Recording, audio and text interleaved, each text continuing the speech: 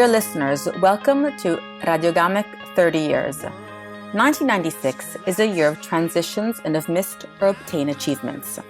Osama bin Laden, founder of the Sunni Islamist movement of Al-Qaeda, issues his first statement expressly addressed to the United States, which went down in history with the name of Declaration of Jihad against the Americans occupying the land of the two holiest sites. The leader condemns the occupation and subsequent presence in Saudi Arabia of the so-called Christian-Jewish alliance, present in the territory since the First Gulf War. The document is the first real declaration of war on America by Al-Qaeda. While Bill Clinton is re-elected president of the USA, Taiwan holds its first direct presidential election, and Ghanaian diplomat Kofi Annan is elected Secretary General of the United Nations. That same year, the mad cow disease hits Britain, along with IRA bombs that explode in London and Manchester, while Prince Charles and Diana, Princess of Wales, announce their divorce. In technology, DVDs are launched in Japan, and the number of users on the internet exceed 10 million, while the market launches the Nintendo 64, a revolutionary console for the history of 3D gaming. Progresses in space exploration reach another milestone as NASA launches the Mars Global Surveyor. International politics also tried to obtain new important achievements for the sake of humanity. On September 10, 1996, the United Nations adopts the Comprehensive Nuclear Test Ban Treaty. The treaty bans all nations from testing nuclear explosions above or below ground. It is the prerequisite for a global denuclearization, which in fact never completely occurred. Adopted by the Assembly 26 years ago, the document has not yet entered into force due to its lack of ratification by some signatory states: Egypt, China, United States of America, Iran, and Israel. While the world attempts to restrain the application of atomic energy for military purposes, scientists succeed in an incredible quest: the cloning of a sheep from an adult cell. The only survival of 277 attempts, Dolly, is the first mammal cloned by grafting a nucleus of a somatic cell into an embryonic cell. The news upsets public opinion and, in a short time, gives rise to debates of ethical nature, mainly focusing on the complex relationship between scientific progress and human and animal rights. The discussion, still ongoing, takes into account the difficulty of establishing a boundary between morality and immorality, between evolution and involution, between progress and aberration. Science and technology are increasingly integrated into our life, and this integration must be matched by a critical observation method, capable of evaluating the advantages and risks underlying each change. It is from these premises that the investigations of Brazilian artist and theorist Eduardo Kac moves. The interventions of the genome allowed Eduardo Kac to reflect on those forces that are able to silently modify the environment and the body we inhabit, such as genetic engineering and biotechnology. His work analyzes communication systems and the potential interactions between the natural and the artificial, reproducing a world similar to ours, within which authentic and genetically modified organisms coexist. The artist proposes a new approach to biodiversity in nature in which man, like God, is responsible for creation. Hey, hey, hey, hey. Eduardo, thank you for being with us. Hi, everyone. Thanks for having me. It's a pleasure to be here.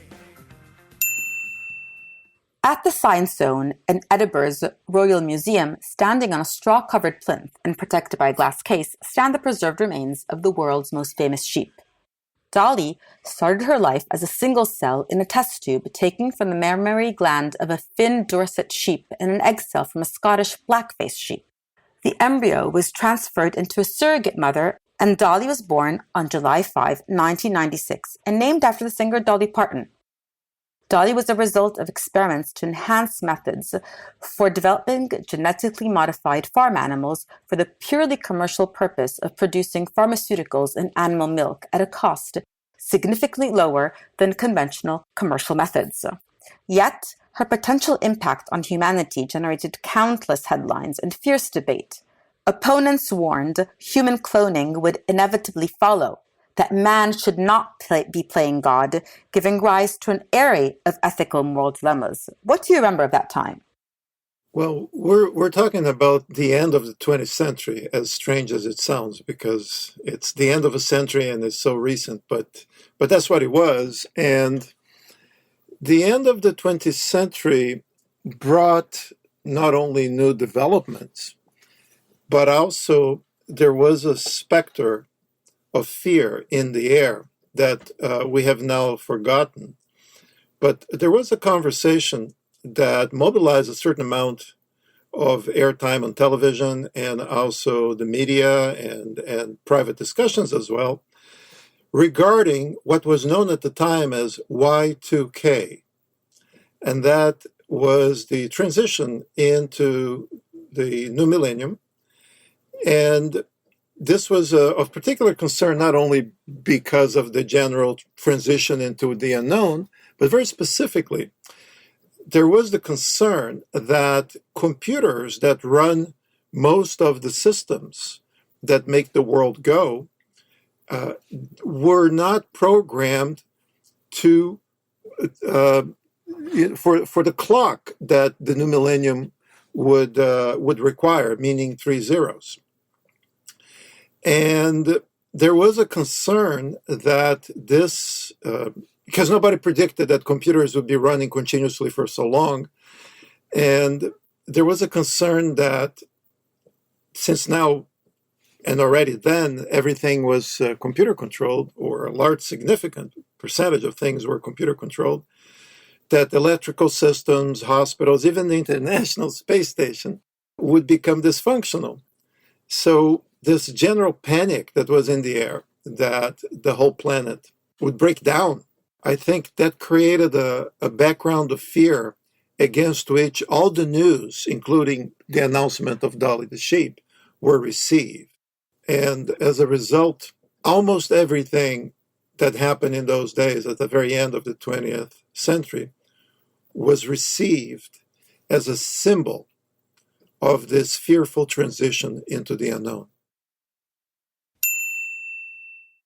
Dolly was a living proof that the images depicted in science fiction literature and films could imminently become a disturbing prospect.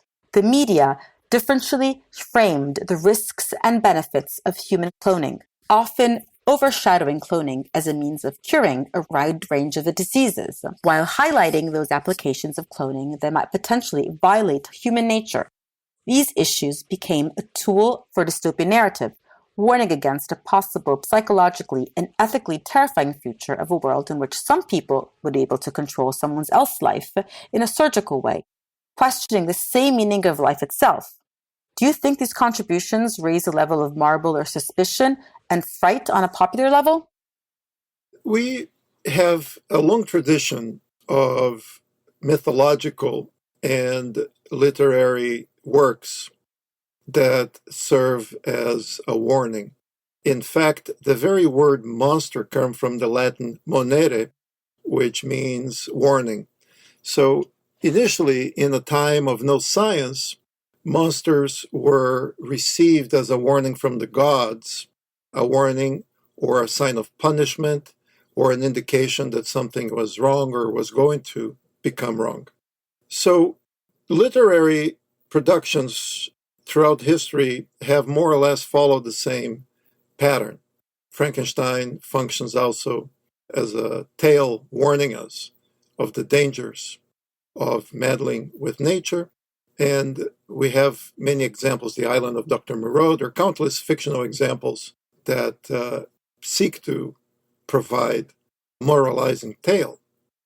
And with the explosion of popular culture in the 20th century, we also have examples in comics, and comics transformed into films, and films that have reached very large populations worldwide. But we also have, in some of these cases, warnings that go in the opposite direction. Take, for example, the X-Men. The X-Men are originally comics and became a major international franchise after they were made into films.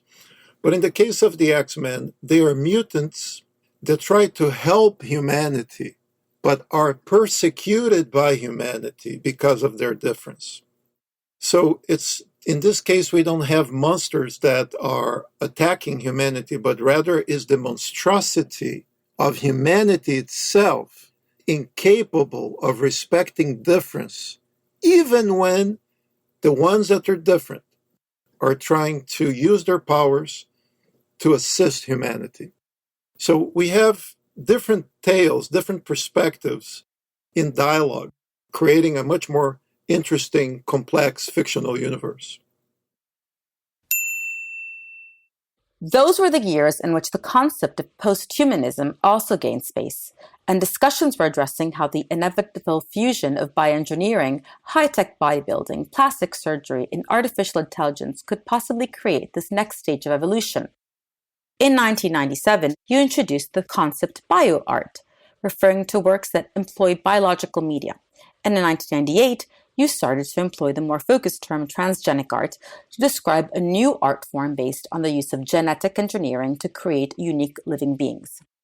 In all the statements you released, you were quite aware that art that manipulates or creates life must be pursued with great care and with acknowledgement of the complex issues it raises. How was the art world dealing with the argument? Whenever something new is proposed and developed, there is often resistance due to the lack of familiarity. Unfortunately, humanity has a tendency to reject what it does not know. The familiarity that takes place in the course of time brings with it a transformation in the phenomenon of reception. What am I saying? If you look at the history of art, all major art movements were not initially received with great enthusiasm. Every time a new style, a new art form, a new groundbreaking avant-garde movement was first proposed, it was shocking. Futurism, Dada, Surrealism, you name it. And constructivism, all these different movements of the beginning of the 20th century, but also lettrism, situationism, all of the Cobra, all of the different movements, they initially dislodge established perceptions, accepted modes of work, and as a result, they provoke, to use a term that is current today, disrupt the status quo. And bioart back in 1997 was not different. Since there was no bioart before working directly in the living, not as a metaphor, not as an allegory, but really manipulating directly, physically, materially, the living itself, the biological living being. Since this had not been done before, then there was no precedent because the appropriations by Marcel Duchamp don't help in understanding bioart.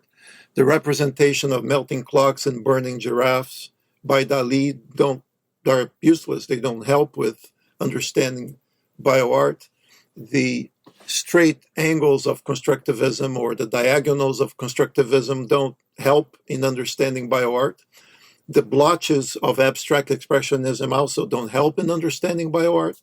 So there is a lack of vocabulary, there is a lack of familiarity, and as a result, we're confronted with the unknown without having the proper tools, and then it becomes difficult to respond and to understand.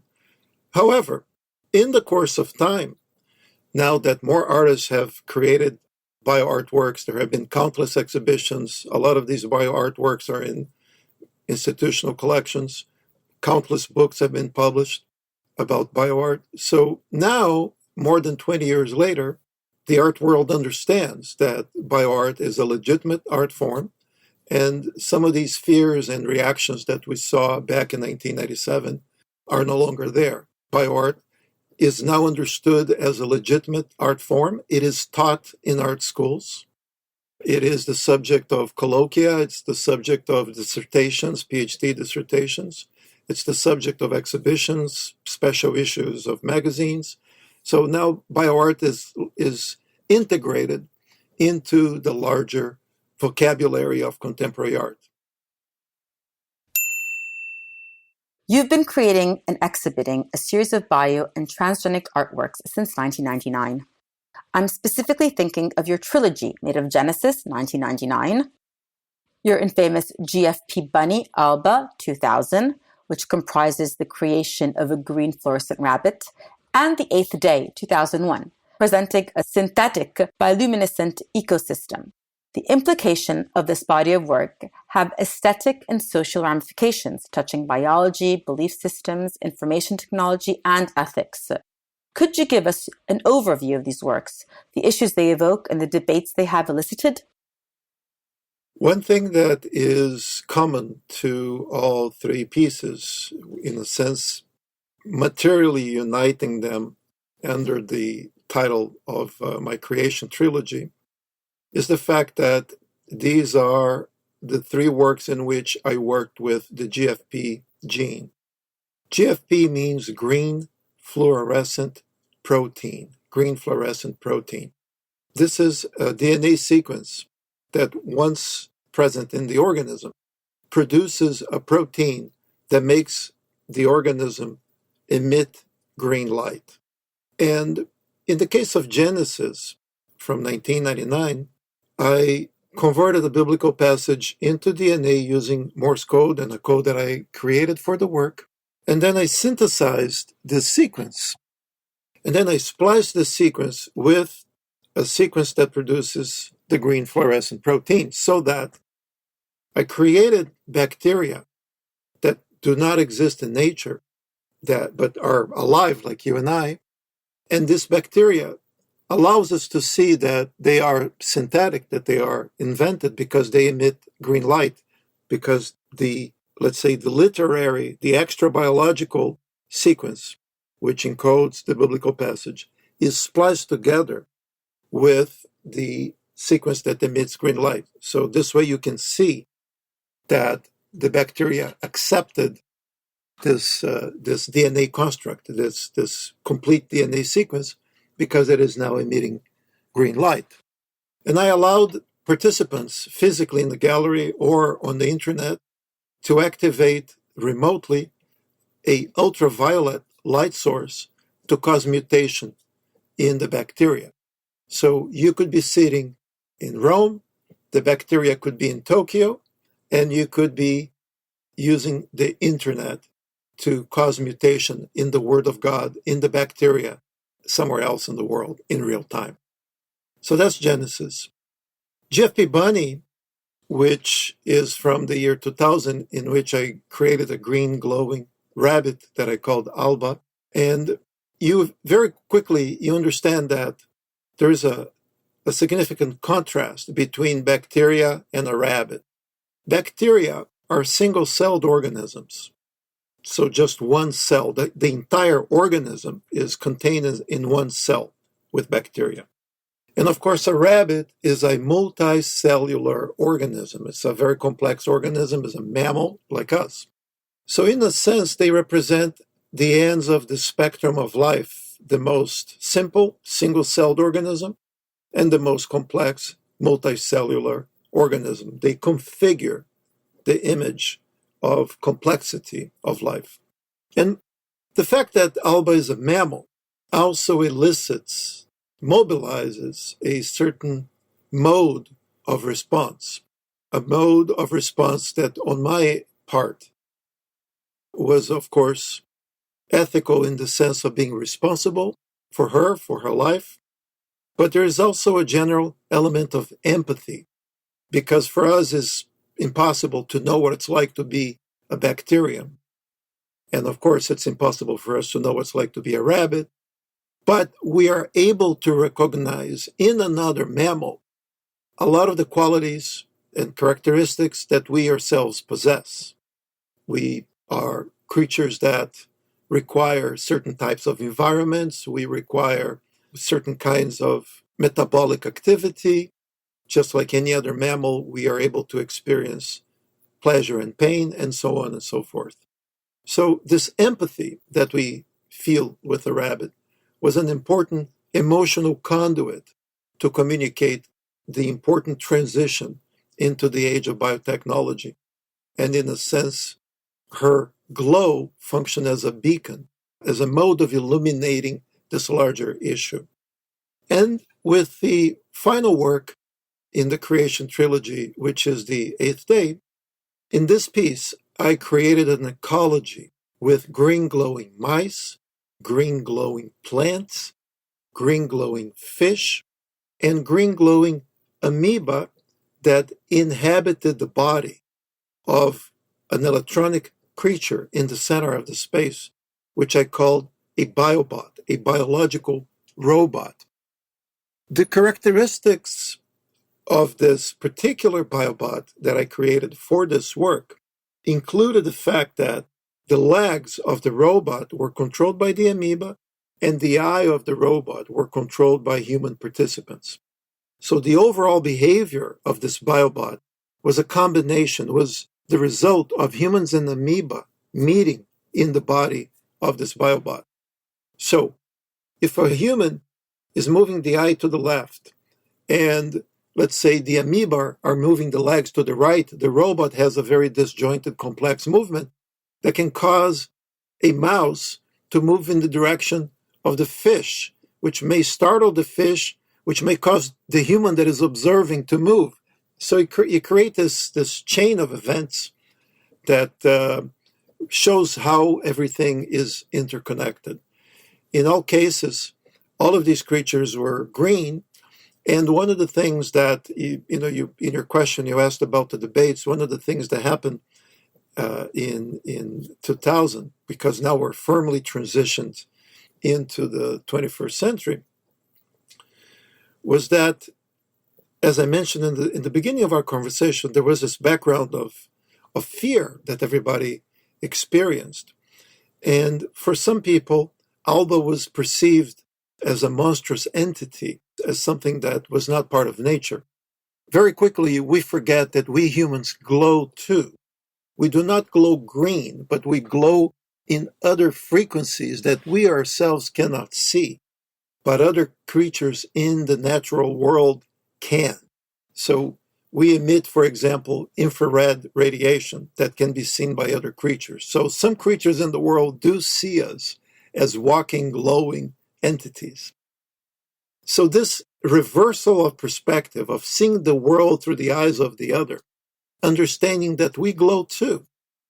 One of the things that was important here is that the condition that allowed us, or some people at the time, to think of Alba as monstrous was the fact that she was unique.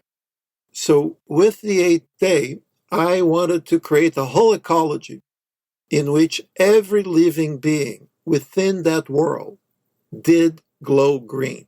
And us humans who did not were the other, were the foreign, were the strange ones. Our last question is always projected towards the future. In the future, is it possible to think of liberal bioethics, I mean, which deliberately places at its center the value of individual autonomy, a clear division between the sphere of morality and the sphere of law, which recognizes a global engagement with different cultural perspectives and which cultivates an authentic ethical pluralism? You could give me different types of answer to this difficult question. The question of bioethics is indeed a very complex one because bioethics is ethics and ethics is a branch of philosophy.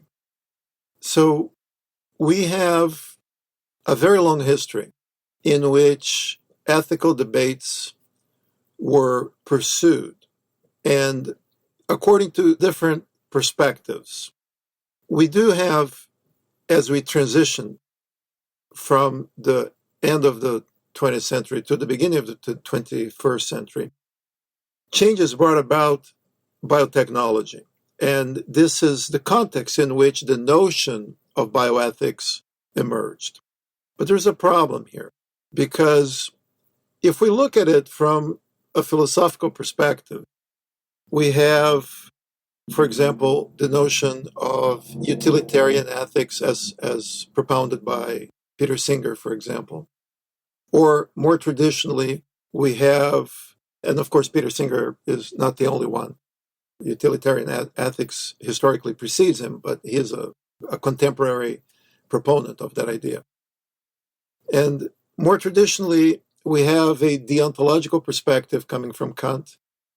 So there are multiple perspectives, and there is also relativistic perspective that would place cultural practices and beliefs at the center of the debate. So you have these three major poles of ethical debate in the philosophical tradition. We're talking about the West, of course, when we say this. But then you have a new situation, which is precipitated by the rise of biotechnology, the development of personal genomes, the possibility of doing embryo selection according to DNA analysis, and so on and so forth. What this has done is that it has created, in a sense, a corporate edifice within which ethics operates. You have basically arbitrators of specific procedures that decide on matters of life or death, in a sense, far from the more complex debates that have informed the discussion of ethics throughout the centuries. This institutionalization of ethics under the rubric of bioethics, this institutionalized field that has become a profession. You train as a bioethicist, and at the end of the day, you're going to arbitrate what can be done, what cannot be done. But this is not so simple, because these bioethics institutes, for example, are often funded by pharmaceutical companies that have a vested, if we look really in the fine print, if you look in the hidden text, if you look between the lines, very often these bioethics institutes are expensive to run. You have buildings, you have staff, you have salaries, you have newsletters, Facebook presences, you have their costs to make these institutes run. And they're often funded by pharmaceutical companies. So it's a very complex phenomenon, this institutionalization of bioethics. And I don't think anybody can have a simple, final, definite solution to this problem. But we do have to look at it case by case, with the ultimate goal of trying to facilitate the access to the largest number of people possible to some of the solutions to health problems that have been created in the Anthropocene. So I think we have to continue the debate and continue to look forward, not just arbitrating what is possible, what is not possible, but we have to keep in mind that the ultimate goal is to share these solutions, these developments, with the largest number of people possible. This was the voice of Eduardo Kac for Radio GAMeC 30 years.